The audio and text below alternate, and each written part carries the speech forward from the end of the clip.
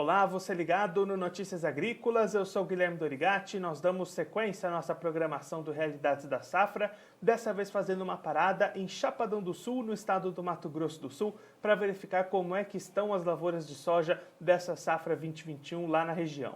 Quem vai conversar com a gente sobre esse assunto é o Lauri Dal Bosco, ele que é vice-presidente regional da FamaSul, já está aqui conosco por telefone, então seja muito bem-vindo, seu Lauri, é sempre um prazer tê-lo aqui no Notícias Agrícolas. Bom dia, Guilherme. Bom dia a todos vocês do estúdio. É sempre um prazer conversar com vocês para a gente levar a informação do agronegócio, principalmente da região norte aqui do Mato Grosso do Sul. Seu Lauri, da última vez que a gente conversou, os trabalhos de plantio estavam avançando aí na região, as expectativas eram favoráveis para essa safra. Como é que foi essa reta final de plantio e o desenvolvimento dessas lavouras até o momento? As expectativas seguem positivas por aí? Na verdade, Guilherme, o que aconteceu? Foi um ano basicamente igual aos outros, né? Os anteriores. Tivemos um probleminha de falta inicial de chuva. Fizemos o plantio aqui, a gente torce que sempre chova no meados de setembro, esse ano atrasou um pouco também. Depois, em seguida, deu uma chuva legal, começou o plantio, principalmente da soja precoce, porque a gente planta alguma coisa de soja para fazer precoce, para poder colher e plantar a safrinha do algodão, né? Então, atrasou um pouco, choveu, começou o plantio, esse primeiro soja que foi plantado, inclusive do ciclo intermediário, apanhou um pouco, porque deram 10, 12, 15 dias de sol, mas o soja é muito valente, né? Ele se regenerou ali, meados de dezembro, começou a chover normalmente, esse mês de janeiro mesmo está espetacular, hoje mesmo e ontem nós estamos com um dia de sol abundante aqui, tinha chovido 5, 6 dias sem parar, o soja vem desenvolvendo muito bem. Temos um controle sanitário interessante, né? A nossa empresa de pesquisa, o Sindicato Rural, a Fundação de Pesquisa, tem acompanhado, as próprias empresas, né? Tem feito um trabalho espetacular, estamos fazendo preventivamente já todos os controles. Você vê, assim, notícias de problemas sanitários, né? Esperamos, Guilherme, que a gente avance nessa reta do meio para frente da produção, caminhando a passos largos para fazer uma excelente safra de soja por aqui. E aí, seu Lauri, diante desse cenário positivo, como é que fica a expectativa de produtividade média? A esperança do produtor aí é realmente superar a média da safra passada?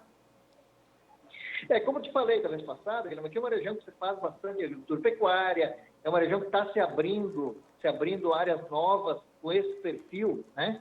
De fazer agricultura e pecuária. Então, nós estamos fazendo um trabalho forte.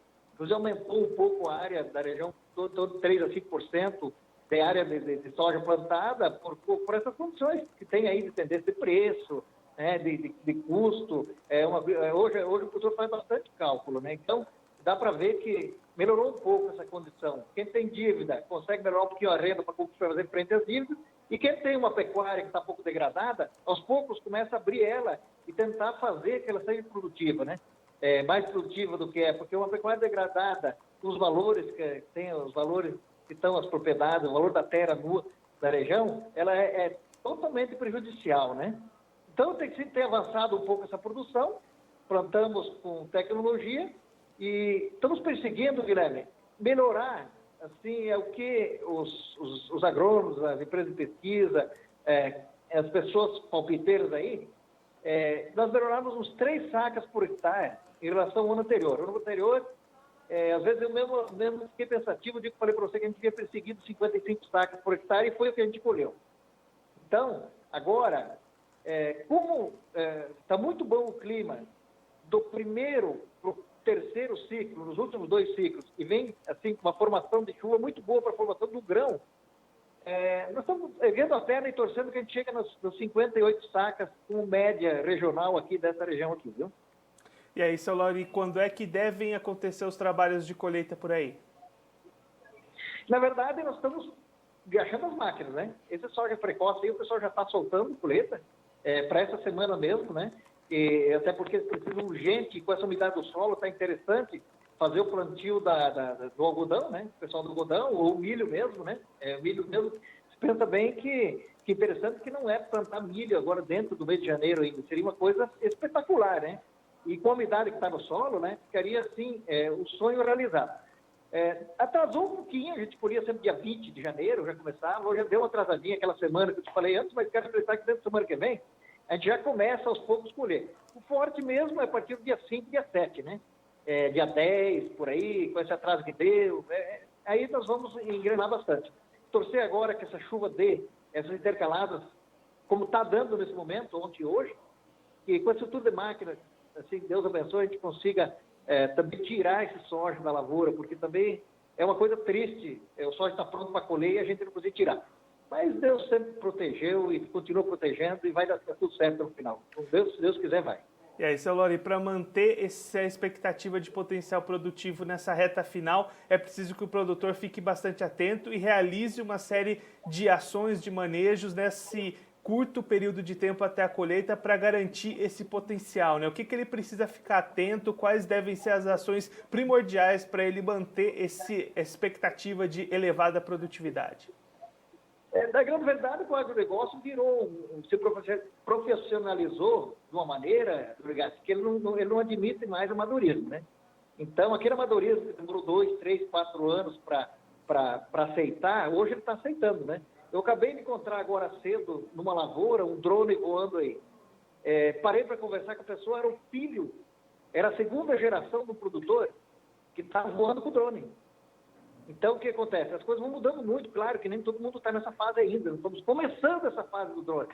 É uma coisa que ninguém aceita, mas é na pulverização. Assim, hoje, aqui nessa região, é muito normal, as máquinas, todas elas são chipadas, estão com GPS, estão com monitor, de controle. E outra, nós temos aqui, há de se frisar isso, uma fundação de pesquisa sindicato rural muito atuante, que acompanha, dá o suporte para o produtor rural. E o produtor que quer buscar informação, ele tem aonde buscar. Então, essa que é a verdade. Então, melhorou bastante. Por exemplo, hoje, os controles de fungicida, de percevejo, que é um mal perigoso para o soja, mas principalmente os fungicidas. Para ter uma ideia, são muito raros os casos de fungicida dessa região aqui. Mas por quê? Porque nós estamos fazendo preventivo. Então, ali, também de dar os parabéns para os agrônomos avulso, né? Uma colônia muito grande de engenheiros agrônomos que trabalham particular, para fazendas particulares, outros têm empresa de prestação de serviço, dão assistência. Esse cuidado, o manual manda que nós temos que trabalhar na ferrugem asiática, preventivamente. Por quê? Porque ela não é uma criança nova para nós, a ferrugem, nós já sofremos muito com isso. E está sendo feito esse trabalho. Olha, é espetacular. Assim, o tanto que se faz. O que é? Preventivamente. Um ano desses, Guilherme, que nós vendemos uma parte da produção, 60% do valor que está hoje. E, basicamente, todo mundo vendeu. Não foi suicídio nenhum ninguém ter vendido, não. O que aconteceu? O custo para fazer a lavoura não tinha subido. E nós valorizamos 10, 20, 25 reais a saca. E foi feito muito contrato. É uma região que contratou muito soja aqui. Queira Deus que a gente colhe um pouco mais, e essa sobra que a gente não vendeu, a gente vende nesse preço melhor também, né? Então, é da profissão. Agora, jogar com a profissão, o produtor também não está mais fazendo muito isso, tá? O pessoal fala, mas vendeu muito barato. Mas na época, o produtor não vai vender se ele está no vermelho. Ele vendeu já com a condição de cumprir. Por quê? Porque ele fez um custo que era viável para ele, né? Então, são os ofícios da profissão isso. Trabalhar com pulverização preventiva, se prevenir com doenças, ter potencial produtivo. E aí, sim, depois vem o secundário, que é o quê? Travar custo, isso é histórico. Nós precisamos travar custo, não adianta a gente querer achar que é o melhor jogador do mundo. Tem quem jogue, mas quem quiser não ter um endividamento grande na família, quem quiser ter uma produção boa, quem quiser seguir na profissão eternamente e passar para a segunda geração isso, ele tem que pensar nessa ideia de travar custo, porque lá nas décadas atrás, não é nem da nossa época que nós conhecíamos a agricultura ainda, Dorigado, lá não existia opção da gente travar custo. E aí ficava esse jogo. Hoje não, hoje tem opção, você trava se você quiser. Essa semana eu tive uma discussão aqui com os clientes e uns amigos nossos aqui, inclusive 2 engenheiros agrônomos. Nós vendemos ano passado a 90, 95, 100, 85, tá? Esse ano chegou a 124. Opção para a safra 2022. Soja aqui. 124. Vendeu muito pouco. Então, quer dizer, a gente fica com aquela dor na garganta, vendi mal e agora eu não quero mais vender. Esse é o problema que eu sempre falo aqui brincando, mas não é verdade, é o vizinho e o ano anterior. Nós temos que fazer ano a ano, etapa por etapa, né? E assim está sendo feito. É o quê? É a prevenção, é travar as coisas, é caprichar para produzir. Com certeza, a gente vai fazer sempre parte de um agronegócio sadio, de um agronegócio honesto, um agronegócio potente, cuidando do meio ambiente também, né, Dorigato? Muito interessante isso, é um assunto do momento, né? E vida que segue, né?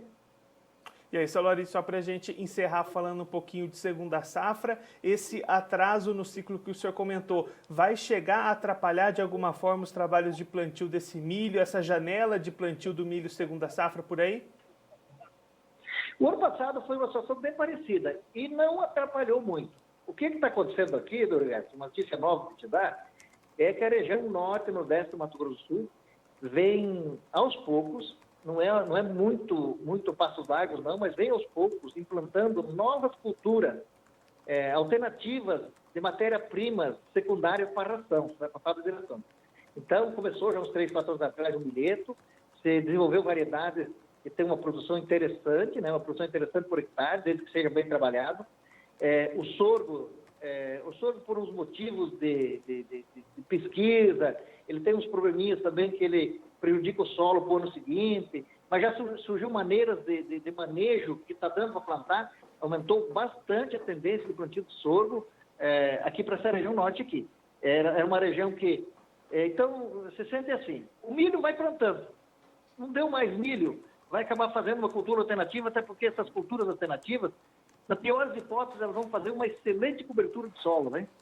Então, nós estamos nessa fase, assim, de implantação de novas culturas alternativas, claro que não a passos largos, igual planta milho, mas se atrasar um pouco a janela, é a recomendação das nossas entidades todas. Não fura muito a janela, porque geralmente atrapalha muito a produção final dessas áreas onde saiu fora da janela. E aí tem a opção das alternativas, que é um custo mais interessante, sem risco de tomar muito prejuízo, até porque o custo da implantação de uma lavoura do milho, safrinha, também não está muito barato, né? Então, é um jogo muito difícil querer plantar fora da janela, né? Seu Lauri, muito obrigado pela sua participação, por ajudar a gente a compreender todo esse cenário aí na região. Se o senhor quiser deixar mais algum recado ou uma mensagem final para aquele produtor que está acompanhando a gente, pode ficar à vontade.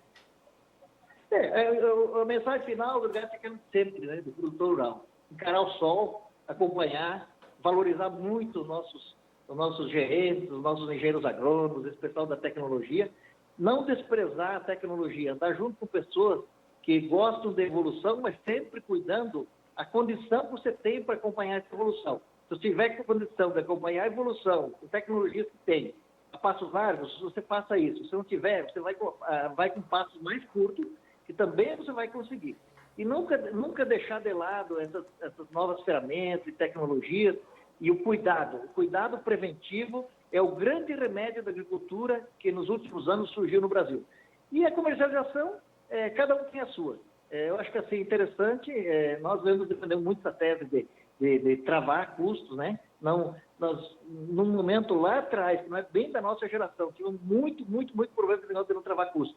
Então hoje, nós temos a coisa funcionando, vamos valorizar bastante as empresas que são parceiras nossas, empresas seguras, que não vai ter problema, para nós podermos ir fazendo frente e continuar sendo essa mola que é o agronegócio para o Brasil, né? Continuar sendo, e Deus queira, assim, que a gente continue assim, com certeza nós vamos fazer uma boa safra, vamos plantar safrinha, vamos continuar produzindo alimentos aí, no momento difícil que nós estamos passando, Dorigati, vamos usar bastante a força, a honestidade e o trabalho para enfrentar, tá?